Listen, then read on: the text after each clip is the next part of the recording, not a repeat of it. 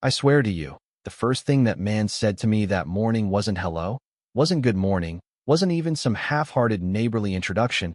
It was, if you refuse to pay the dues, the association will have no choice but to evict you. Evict me from my own land, the one I bought with cash I earned crawling through creeks, hanging off survey towers in Wyoming wind, measuring rocks and dirt and riverbeds for 2 decades of lawsuits and land fights.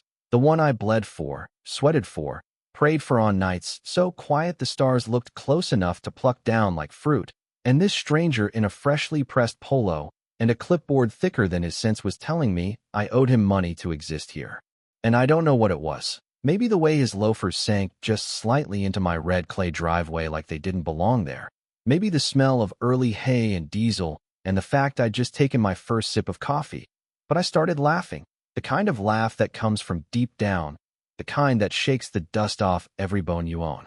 He took a step back. Folks like him don't know what to do when their script falls apart. You're trespassing, I told him, wiping my eyes, still chuckling. And unless that clipboard comes with a badge and a warrant, you're leaving. He swallowed hard, glanced over his shoulder, and that's when I saw her.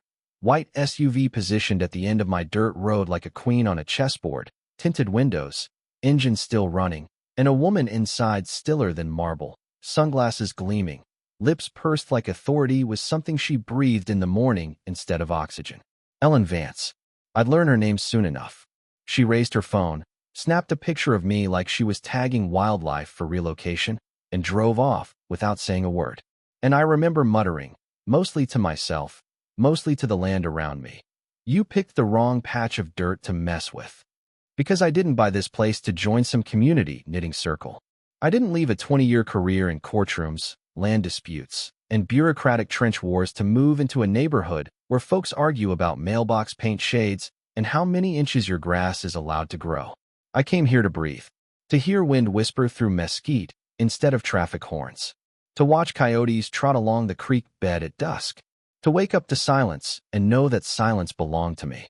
3 months earlier, I stood in a dusty county courthouse, the kind with ceiling fans that hum like tired bees and windows that look like they've watched 100 summers come and go, while an auctioneer wiped his brow and called for one last bid on parcel 17B. No one lifted a hand. Not one polished shoe, not one rancher boot. I lifted mine. Sold. The gavel cracked like thunder rolling over dry hills. And in that echo, I heard something I hadn't heard in years: freedom. I fixed up the place little by little, parked my Airstream beside the leaning barn, patched its roof with sheet aluminum that glinted like promise under morning sun, ran a small solar array, lived on black coffee, fried eggs, and stubborn hope. The first week felt like medicine. The kind you don't swallow, the kind you breathe. Neighbors from Coyote Ridge, the HOA kingdom half a mile away, would creep down the county road sometimes, beige SUVs rolling slow, watching like I was a wild animal they didn't know whether to fear or domesticate. They stared. I waved. They drove off. Fine by me. One afternoon, Sheriff Henderson stopped by. Big man. Belly like he enjoyed his dinners. Voice slow and measured like he didn't believe in rushing words or cattle. Heard you bought the Miller place, he said, trying to bring it back to life. He nodded at the deed sitting on my dashboard. It's outside Coyote Ridge, right? On paper, yeah. He paused just a second too long.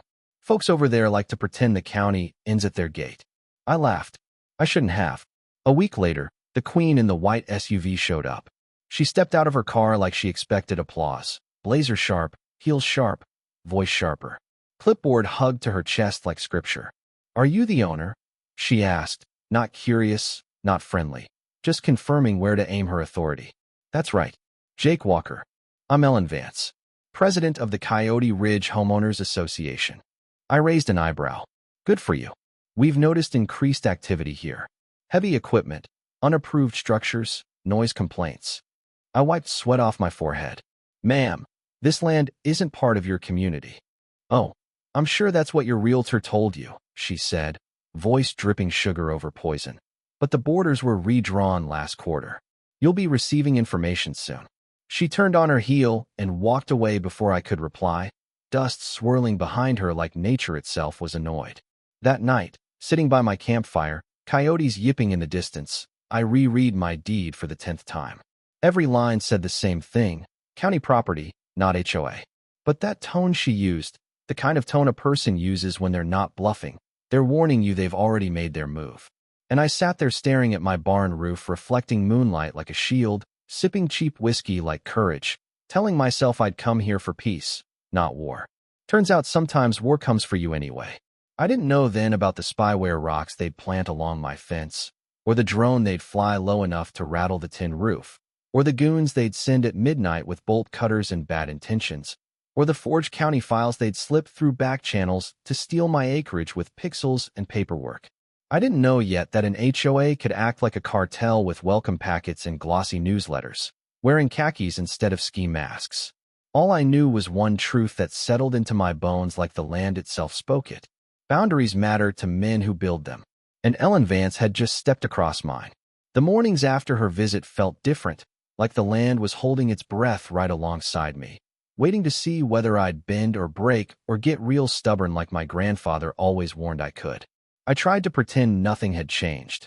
Cleared brush, greased the hinges on the barn doors, sharpened fence tools while the radio hummed low old country songs, the kind about heartbreak and dust, and people who never fit in polite neighborhoods. By day 4, even the coyotes seemed quieter, like they were watching the fence line too. Then came the knock. Not the soft neighborly kind, the government kind, the kind you hear right before someone tells you they've decided your life needs rearranging. I stepped out wiping grease from my palms, rag still in hand, and found 2 men in neon vests stamped Coyote Ridge Community Affairs standing just outside the gate, hands folded polite like they were waiting to be invited to Sunday lunch. "Morning, Mr. Walker," the younger one chirped, clipboard ready, salesman's smile glued on. "We're here to deliver your association welcome packet." I stared at him a long moment, letting silence do the heavy lifting. And what association would that be? The older one, mustache, gut, attitude, cleared his throat. "The Coyote Ridge Homeowners Association," he recited. "Under the revised Boundary Expansion Charter, your property now falls within our jurisdiction." He said it like he was reading from a gospel. A ridiculous gospel, printed at Office Depot. They tried handing me a thick envelope sealed with a shiny HOA emblem like a royal decree. I didn't take it. "You gentlemen see that barbed wire?" I asked, pointing at the fence line. "That marks county land. My land. You cross it without cause, you're trespassing." The younger one kept smiling, though his eyes wavered. "Sir, refusal to cooperate may result in fines, or you can take your paperwork," I said quietly, "and shove it right back into whichever meeting room y'all dreamed this up in." They exchanged confused, bureaucratic glances, the kind people give when they discover the script doesn't cover the situation. The older man tried again, voice tight. "We'd really prefer not to escalate." Then walk away. They left, dust kicking behind their SUV like it was trying to cover their retreat. I watched the dust settle, and I swear even the wind paused to see what I'd do next. That evening I called Sheriff Tom. He sighed heavy, like a man who's seen this show before. "Jake, don't poke the bear," he warned. "Those folks have lawyers on speed dial." "Good," I told him. "So do I. But adrenaline isn't armor." That night doubt crept in like cold under an old blanket. So I walked the fence line by lantern light, boots sinking into soft soil, night bugs rattling in the grass, and for every fence post I touched, I reminded myself, you own this. You earn this. They don't get to take what's yours. The next morning, early rain hit the tin roof like a drum roll before trouble. When it let up, I stepped out barefoot onto the damp ground, coffee steaming in my hand, and there it was, a sheet of paper taped to my gate, curling in the moisture. Notice of violations. Unauthorized grading. Unapproved fencing. Non-compliant land use. Failure to submit landscaping plans. Landscaping plans. For a farm. I laughed so hard a crow on the fence hopped like I offended him personally. But laughter only lasts so long. Because deep down, I knew what this was. Not rules. Not oversight. Not a misunderstanding. A siege. By noon, 2 HOA vehicles showed again. Reflective vests, tablets, clipboards, the whole pretend official circus. They talked about maintenance districts, shared community stewardship, mandatory fees. I talked about trespass laws, property rights, and calling a real sheriff this time. They left again, but this time they were angry. Angry bureaucrats are worse than angry men. Men punch and leave, Bureaucrats file paperwork and dig their claws in quiet. That night, right as the cicadas started singing, I heard the hum. Low, mechanical, familiar only to folks who've worked near survey drones. A small silver dot hovered above my east fence line, drifting slow, red light blinking like it was recording every inch of my dream. I raised binoculars, saw the lens glint back, saw it trace a boundary. My boundary. And I whispered, "So you want to play that game?" Next morning, I downloaded the trail cam footage. There it was again, drone reflections on the pond, aerial tracking. Not curiosity, not mistake. Reconnaissance. My stomach tightened, not fear, just that old courtroom instinct.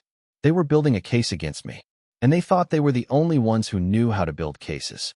By the third night, the rain broke, lightning flashing far off, and I was drifting to sleep when the motion alert on my phone buzzed sharp. Trail cam. Southgate. I opened it, grainy, but clear. Two figures creeping through the dark, cutting the chain on my gate. Lights off on a truck behind them. Bolt cutters glinting. Voices low. They moved toward my generator line. Snap. Power died. Lights flickered off across the fence line like stars being plucked from the sky. I didn't shout. Didn't rush. I stepped out, Winchester in hand. Not raised, not threatening, just present, steady, like truth made into steel. You boys lost. They froze. I saw the young one's face in the moonlight, fear and guilt twisting it like he knew this wasn't some HOA prank anymore. The older one tried bluster. "This is Coyote Ridge." Wrong answer. I thumbed the safety, not firing, just letting them hear it. Now that made their backs straighten. "You pick up that gate," I said softly, "and put it right back where you found it." They left. Fast. Mud spraying behind them. When silence settled back in, thick as wet earth, I reconnected the generator, lights humming back to life. My hands shook. Not from fear, from adrenaline, from knowing the threshold had been crossed, and there was no going back to mornings with just coffee and record players and quiet water by the pond. I wasn't living in peace anymore. I was living in a war I didn't start, but sure as hell intended to finish. And as I sat inside, rain tapping on metal again, heart still pounding like hooves on dry ground, one thought settled in so heavy it felt like a vow. You can fight men with guns, unions with money, companies with lawyers, but nothing is more dangerous than fighting a man for the land that finally saved his life. They didn't just pick a fight. They picked the wrong man to fight with. People like to think battles are loud. Engines roaring, steel clashing, voices raised, dust flying. But real wars, the ones that matter, the ones fought over land, over pride, over the right to stand where your boots are planted without asking permission. They usually start quiet, like a storm rolling in before you hear the thunder. And mine rolled in at 8:14 a.m. 2 days later, dust rising on the county road like smoke off a fuse, when 4 trucks with Coyote Ridge landscaping and maintenance logos eased to a stop outside my gate. It was peaceful at first, the kind of morning where the sun hits just right and the air smells of rain left over from the night. The kind of morning where you figure you might finally get a breather. Then I saw the backhoe. Men hopped out in neon vests, chatting, laughing, unloading stakes, shovels, PVC pipe, spools of irrigation line like they were setting up a playground. I walked down slow, coffee still warm in my hand, and asked, "Morning, fellas. Who told you to come dig holes in God's country?" The kid holding the plans blinked like I'd spoken in ancient Greek. The HOA sent us, sir. Said we're installing drainage and signage for the new community park." I nodded, real serious. "Park, huh? On my pasture." He looked at his foreman. Big man, sunburned neck, red face. Foreman puffed up. "We have a permit." "Good," I said, sipping coffee. "So do I." I pulled out the county plat map and deed, the real ones, the ones with seals, signatures, and history stamped on them like armor. "You break ground here," I told them, steady and calm, "and I'll call the sheriff, then sue you and whatever HOA sent you straight into bankruptcy court. So unless you want to be the guys who dug up the wrong man's land, pack it up." They hesitated. Big guy swore under his breath. Tools got reloaded. Tailgates slammed. Engines fired up. And they drove away, leaving tire ruts and a silent promise they'd be back. The moment their dust settled, I called Claire. She didn't say good morning. She said, "Tell me you documented everything." I had. Photos. Video. Timestamp. License plates. Good, she said. Then we escalate. And oh, we did. But the HOA escalated first, not with trucks this time, but with something far worse. Paperwork disguised as truth. See, evil doesn't always wear a mask. Sometimes it wears khakis and carries a binder. 2 days later, the county's GIS and zoning overlay suddenly updated online. The boundary of Coyote Ridge HOA moved 0.5 miles east, right over my fence line. A magic trick. A quiet theft. A line redrawn in pixels instead of blood. Claire dug. I dug. And we found the fingerprints. A county clerk login, late-night upload. IP tied to Susan Harper, cousin of Ellen Vance. A secret boundary expansion. Illegal as moonshine in a church basement. That's when we called in nuclear fire. Not guns, not fists, not shouting. A state-certified geodetic surveyor named Ingrid Dalton. Steel-toe boots. Laser scanner. Notebook like a holy book. No patience for nonsense. She spent 4 hours walking my fence, scanning GPS markers, comparing them to state records older than most HOA board members' mortgages. When she finished, she didn't smile, didn't high-five, didn't preach. She just spat dust from her lip and said, "Your boundary's real. Theirs is forged." I nodded. Good. Let's bury M with it. Then I set my trap. Not violence, documentation, and patience, the two tools bureaucrats fear most. I found the old well marker near the south fence, Site 22B, listed in state groundwater files nobody touches. Dug it out, cleared it, flagged it, posted a sign. Protected Aquifer Monitoring Zone. Unauthorized excavation prohibited by state code. Looked official enough to scare the truth into anyone. Mounted cameras. Uploaded to cloud. Then mailed an anonymous, concerned resident letter to the HOA office, hinting my land was blocking their drainage plans. And sure enough, 3 nights later, in a storm so thick the lightning looked tired, headlights crept to my fence. 2 figures jumped out, spray paint, stakes, trenching gear. They dug. On camera. Inside the flagged zone. A violation of property lines. A violation of environmental code. A violation of common sense. Next morning, Ingrid confirmed it. Claire filed the complaint. The DA got a copy. And the fuse finished burning. Court day looked like rain and judgment had a baby.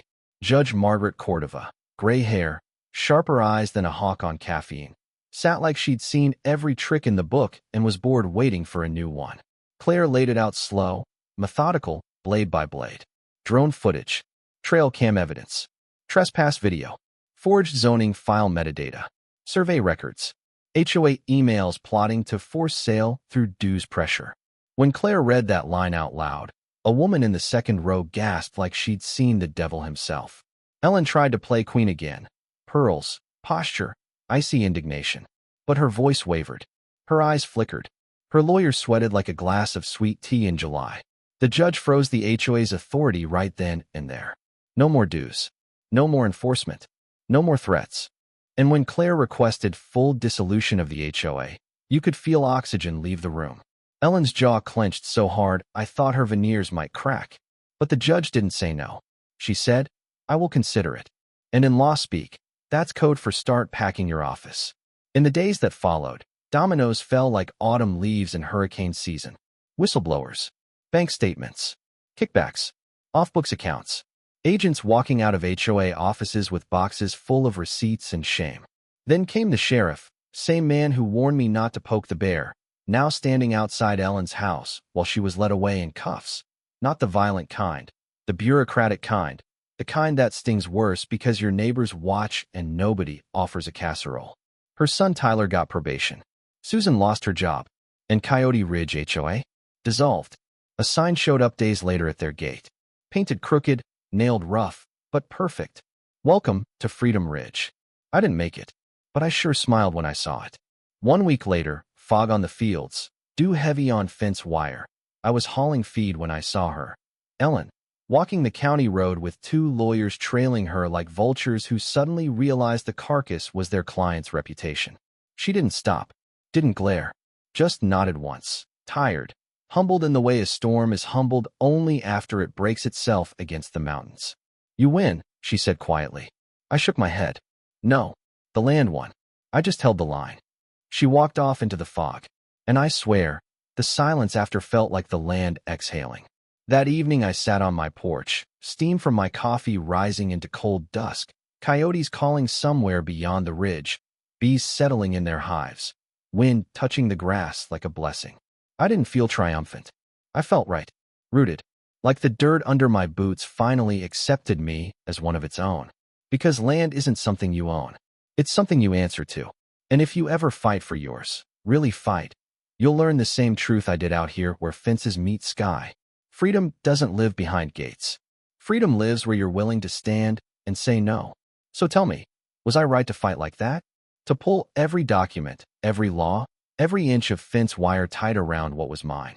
Or should I have paid them just to keep the peace? Even if it wasn't peace, just surrender dressed up polite? Let me know in the comments. And if you've got your own HOA nightmare, or your own patch of land you'd go to war for, share it. Some battles don't get fought until someone tells the story first. And hey, hit subscribe. Not because I asked, but because out here, we look out for each other. And there's always another fight coming over the horizon.